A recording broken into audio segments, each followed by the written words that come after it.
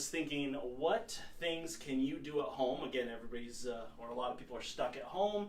You might be getting those aches and pains from too much couch time. The garden might be getting after you, or just things you've been dealing with for a long time.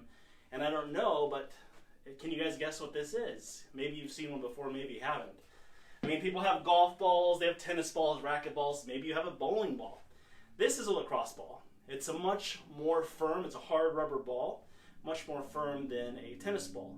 And this is a great tool that you can use on a daily basis to help decrease muscle spasms, muscle tension. It's almost like a self-massage tool. I'm going to show you a couple different things that you can do at home, take you less than 5 minutes.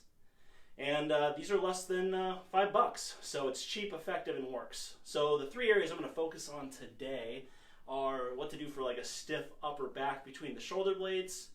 Maybe you've been running more, getting outside, staying active, and your IT bands are tight. Or, like a lot of people, maybe you have tight upper glutes. So again, I'm going to work on those 3 areas and show you something that you can do effectively and quickly to help yourself. So a couple of things before we get after it. 1, you can dictate how much pressure you put onto these. 2, you want a hard surface. As you can see, I'm not doing this on the drywall. We don't want to create any kind of marks. You want that home resale value, you know what I mean? So what I'm going to do to work on my upper back, and I'm really going to focus on the spot between my shoulder blade and my spine. There are muscles called the traps and the rhomboids, and they sit kind of right through here on a person. And so what you do is you find that spot on the wall. If you have the shoulder mobility, you put it almost on the inside of your shoulder blade.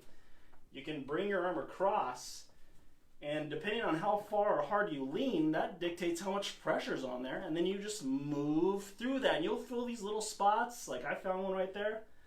That is uncomfortable. So I need some work there. So we can either move the arm back and forth, or we can go up and down. We can go in little circles. I mean, the variety, the world is your oyster, depending on what you feel you need. Try a couple different things. Again, you can just hold it on a spot that feels tight or stiff or uncomfortable and just let it kind of melt away like I'm doing right now. I'm still putting pressure there. It feels good. Feels good. So that's one thing to do for your upper back. For the side of the legs, a lot of times it's just too uncomfortable to lay on these. So, again, against the door, you're going to basically, you don't want to go directly on the knee or right on the side of the hip, but any of this muscle in between. And again, you got options. You can roll back and forth. You can work the quad even, and you can just move this up and down and work those legs. Again, I'm putting pressure in here to put really to break up those muscle fibers, to put some compression in there to allow that blood flow to create healing and then to decrease pain and provide that oxygen that they need that the blood has. Shout out to Terry Jones says hello.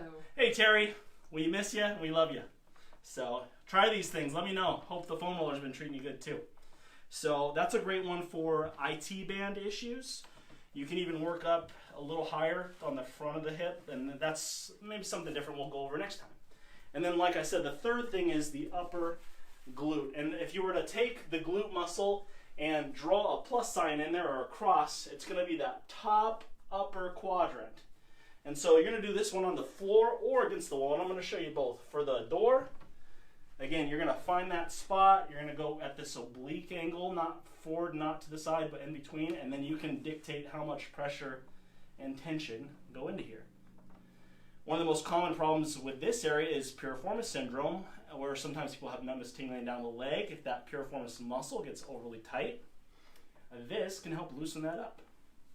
So other option, if you want to be a little more extreme, is we're going to get on the floor.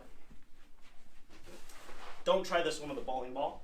If you don't have one of these and you do have a tennis ball, they're not as firm, and maybe it's a great way to start doing some trigger point work yourself. So what we'll do, we'll take this, you're going to turn yourself, really putting that weight on your arm, on your leg, and you don't want to just let all your weight hang on here. It might be too uncomfortable. I do this all the time. I'm used to it. And then again, you just push yourself up and down, back and forth, and you're really able to kind of work those glutes out to help decrease tension and pressure on the muscles and the nerves and the joints.